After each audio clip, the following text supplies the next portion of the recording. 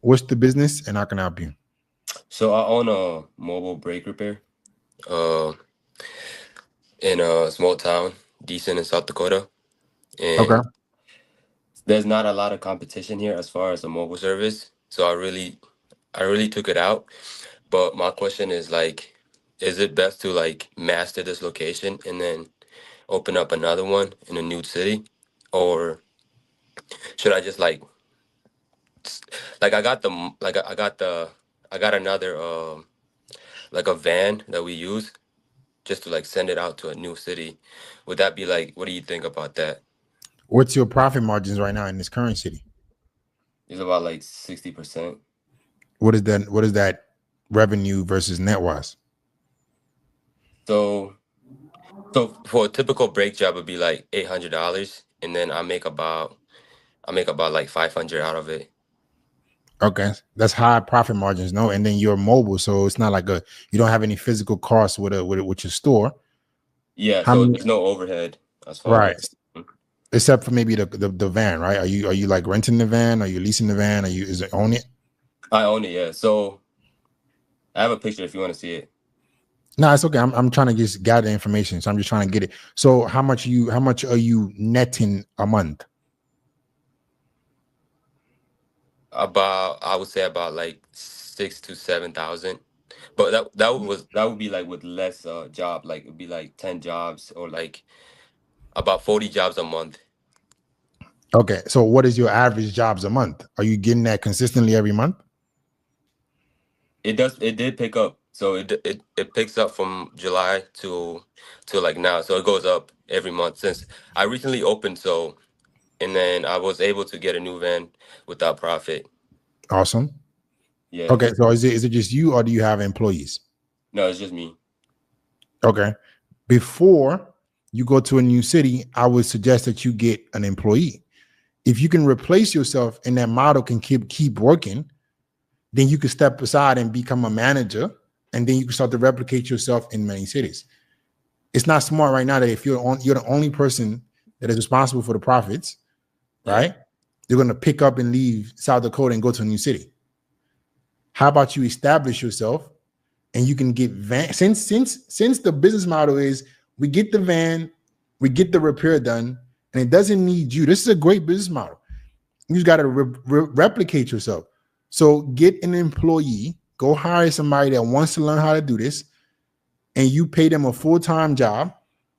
You can even pay them 40% profit margins, 50% profit. Like if you're keeping 500 and they get 250, 300 a job, they'll stay with you forever.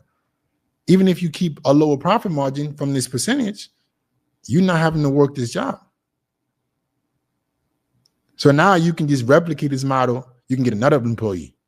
And if it starts to get capped out because you're in a small city, then you go to another city. And then, but you're not the one that's going to be doing the job in a new city. You're going to be placing people. Yeah, that's true. And that's how you have a business that you now you can have franchises. Now you can be. I don't think I've ever heard of a mobile brake repair. They're very popular down in like Texas areas where it's warm, but Mhm. they're not anywhere where I'm at. Like not really. They're like side gig where like some people might do like a mobile service as a side gig, but not actual like official business. Yeah. I like that kind of business model because if somebody's called, if you, and then his content creation will be amazing for this. Are you making content?